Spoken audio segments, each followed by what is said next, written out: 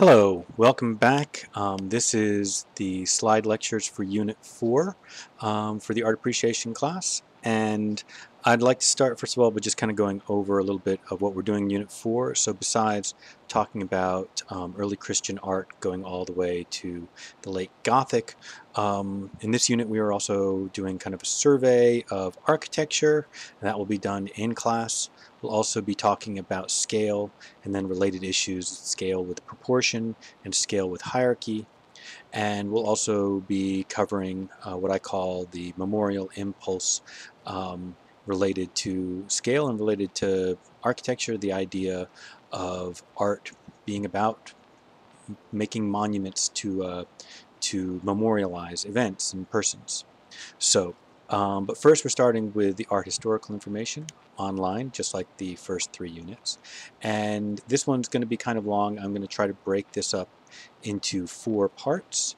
And so first of all, I just want to be kind of clear that this is a really long period of time. And so this will be a very cursory look at this very long period of time. And a caveat to that, I would like to also mention that this is a very narrow version of this story. I'm going from the late Roman Empire into a very kind of Western European view of the Middle Ages, but the full story would include the split of the empire, the Byzantine Empire, and then the developments in the Near East, including the Islamic world, and all of that is kind of part of this transformation of the world from the end of the Roman Empire to eventually the late Gothic and up to the Renaissance. But we don't have time, unfortunately, for all of that right here and now. So this will be focusing just on that transformation from the Western European point of view. So one of the things that I want to make clear in this lecture is that this story is not a story about the Dark Ages. Instead, it's more a story about continuity, and that will become clear as we look at the next 2 slides.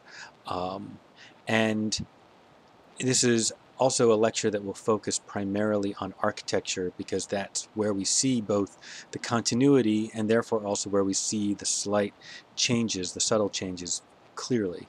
But let's first kind of get to this question of how do we get from here to there.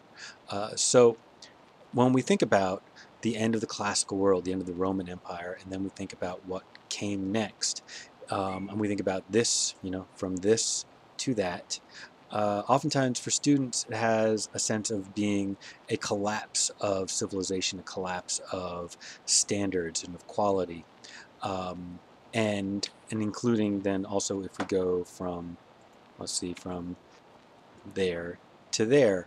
The story in a lot of people's minds, a lot of young students' minds, is a story of the collapse of one civilization, a long period of dark ages of close to nothing, and then a rebirth of civilization. Unfortunately, or not unfortunately, but that's just not the case. This is actually a story of a gradual and continuous change, and what may look like to us the complete abandonment and collapse of what we would see as high quality art and culture is not how it, was viewed by the people who were living it. So let's start with what was my second point on the very first slide, which was that the changes that we start to see, the changes that become the transformation from late Empire art to early Christian art, those changes actually happen before we see, before we see the mass conversion of the entire empire to Christianity, and before we see, problems with barbarians invading.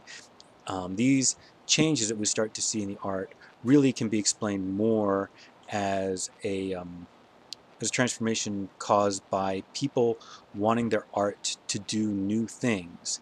Obviously, the change in religion was part of it, but also the desire of the empire to try to communicate to the wide empire, and not just communicate to a Roman Republic or Roman audience that was trained in classical thinking. So this is This is, like, let's say the colossal head of Constantine is a good example of that, where even though it has a sense of classical style to it, there's also, in terms of its desire to exaggerate certain features and to communicate more strongly, like such as the deep set and extra large eyes, which of course, let me also say, were exaggerations caused by the fact of the scale, but they were also exaggerations caused by the desire for the sculpture to communicate. Okay, that is the end of part one, and we will get to part two.